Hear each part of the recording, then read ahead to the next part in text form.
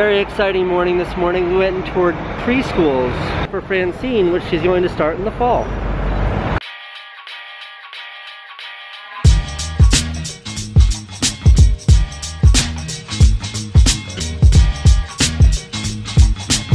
I never did well in school. I also never did well when I had a job working for someone else. I don't do well in environments where I don't agree with the structure or the curriculum. But the minute I was in a place where I was left to my own devices, where I had agency over what I did, I thrived. Now, I know Francine is only 13 months old, but you know, she's 50% my DNA. And I think that she's probably the same as me.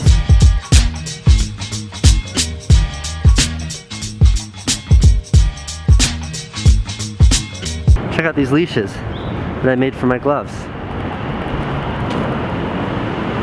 Francine has them for her mittens, and now I have them for my gloves. I made them out of hair ties. I didn't do Q&A last week because it was like the giveaway day. So I want to do Q&A. Whoa!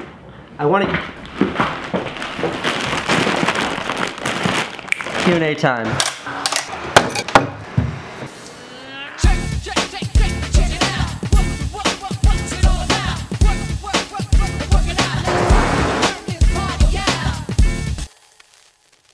Technical question, do you watch the leftover footage after you edit your vlogs? Do you delete it or do you store it?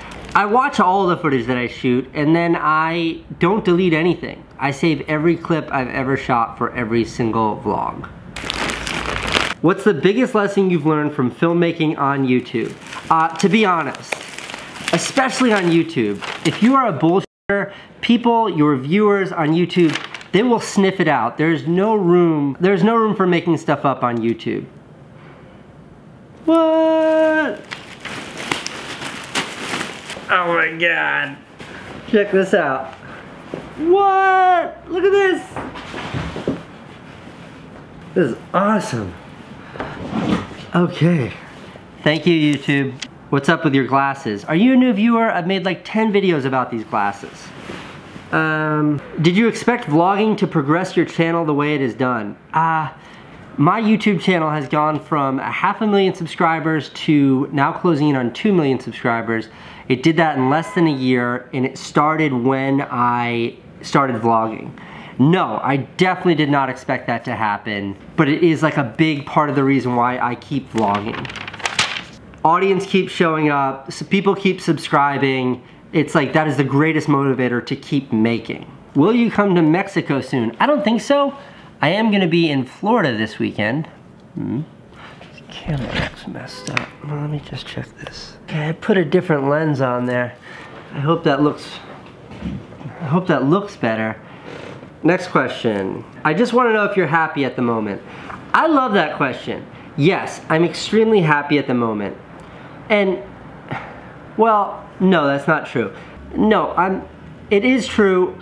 I'm happy right now, but you have to scratch at the surface to get there. And what that means is, ask me how I'm doing. I'm like, well, I'm a little bit frustrated right now. I have to get so much work done by the end of the day.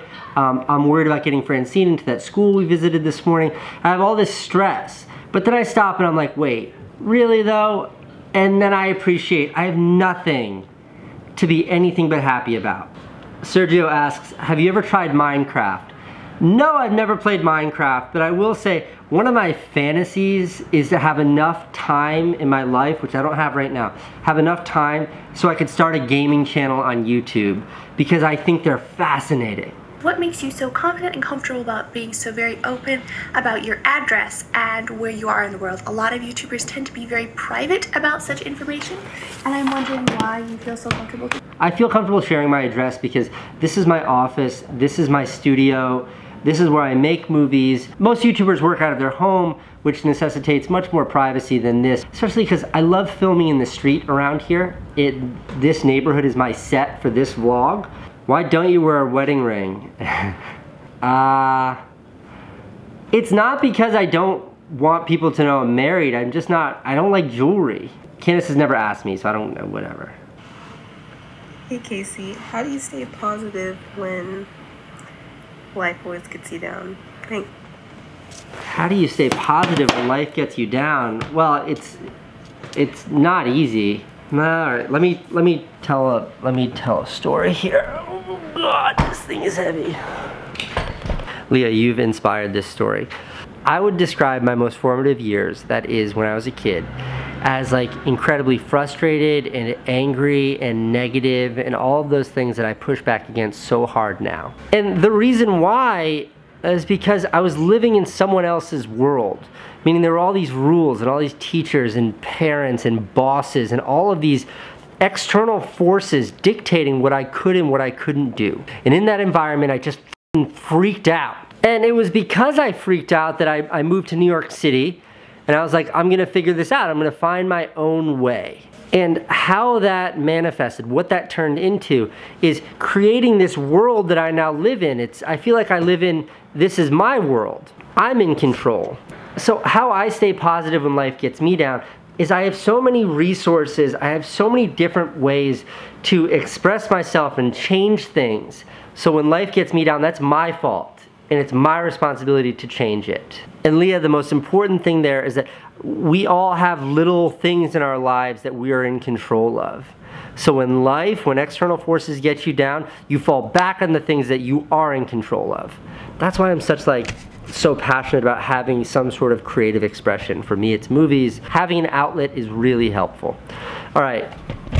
It's always like one person that I really get excited about their question, and then that dictates all of Q&A. This guy is outside, kid is outside. I don't really know what to expect, but he's been contacting me for a while, and I think he's like a gymnast, parkour guy or something. I don't know what to expect, but I like meeting new people.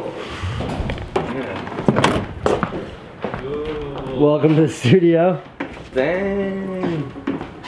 Famous studio, very cool. Kyle, how did we get in touch? Why did this happen? Can't remember. I mean, I think I hit you up. I was trying to record some tricks in the studio, right? That thing's the best though. The one wheel is the most fun. These things are bad. These hoverboards. I've used one of them, yeah. They just explode. The one wheel is really great. You think you can trick in here? How do you do that in such a small space? What's this?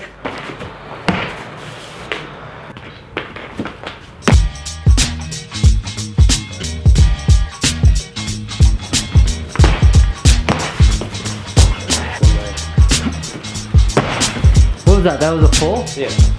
Oh man. I spent all summer long trying to learn how to do that on a trampoline.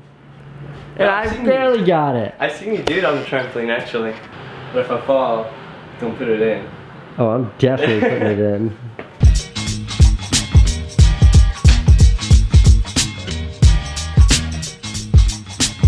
What we could do is I could fly the drone in here. So we could get some like aerial shots. Like actually? Yeah, you want to do that? What's going on here is Kyle's about to do some tricking and we want to get some like bird's eye view footage of it. So I know I said I would never do it again. I'm gonna do it again. I'm gonna fly the drone in here. Just really simple, straight up, shoot straight down. Kyle's gonna do his flips and then I'm gonna bring it down gently. No trouble today from me. The drone's gonna be fine. No problem. All right, ready?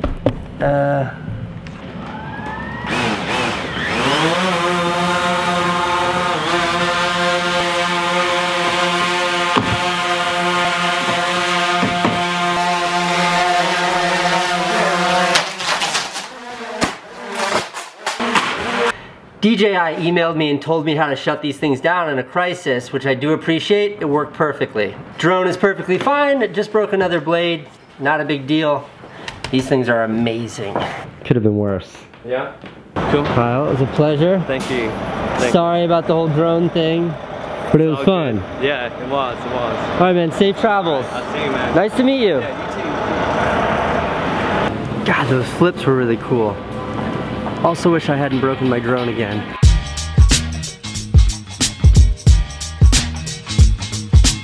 Next time I say I'm never gonna fly the drone inside, remind me not to fly the drone inside.